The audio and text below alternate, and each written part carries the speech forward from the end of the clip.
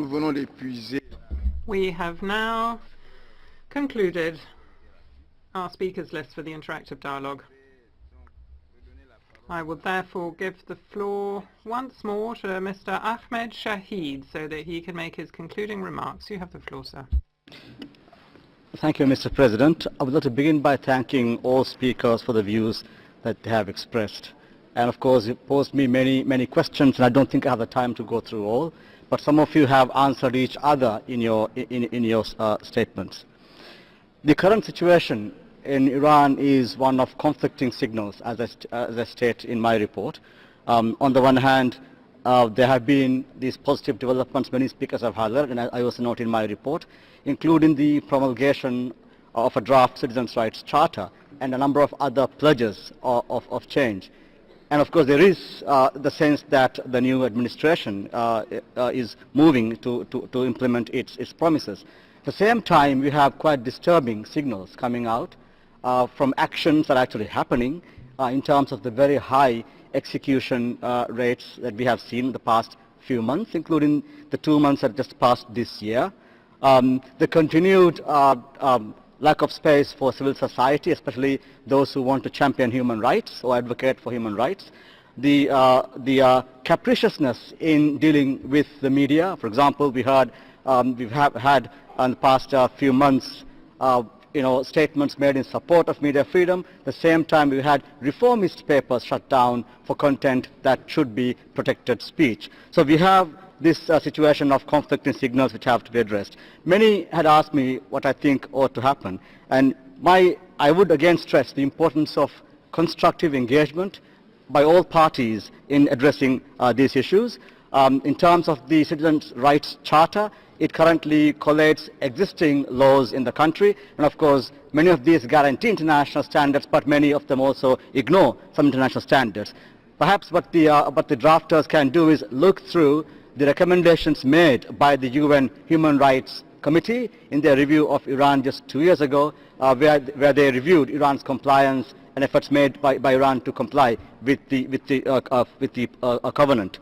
So there are a number of recommendations made by independent and credible bodies which Iran ought to look at in formulating the charter, including the covenants it has signed, the ICCPR and the ICSCR, as well as CRC, and also the UPR recommendations Iran had accepted. So if these are brought together into the charter, there would be significant improvement in what can be done.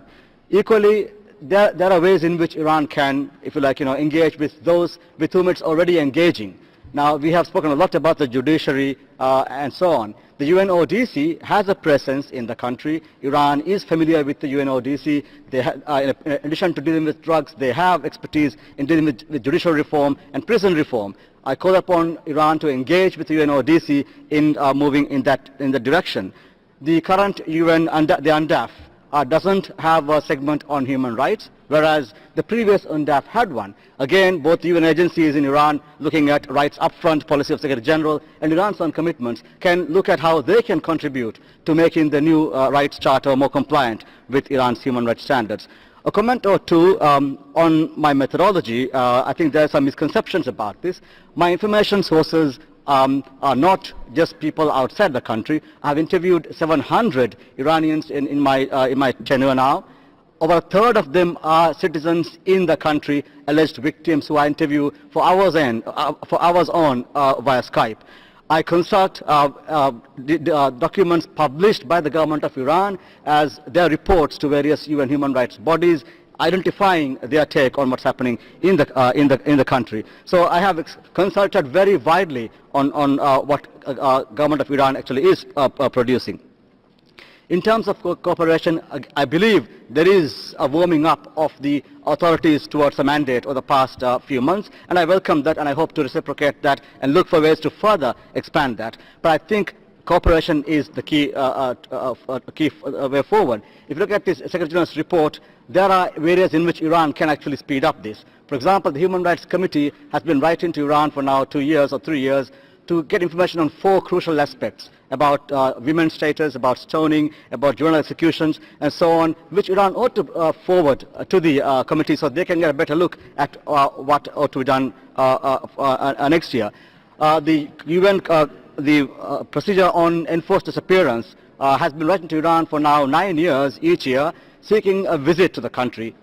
Again, Iran could open the doors for them in line with the standing invitation issued by the government of Iran 8-9 years ago. So the things we've done are known. It's a question of the willingness and the ability to move forward or around in a constructive and productive manner. Thank you.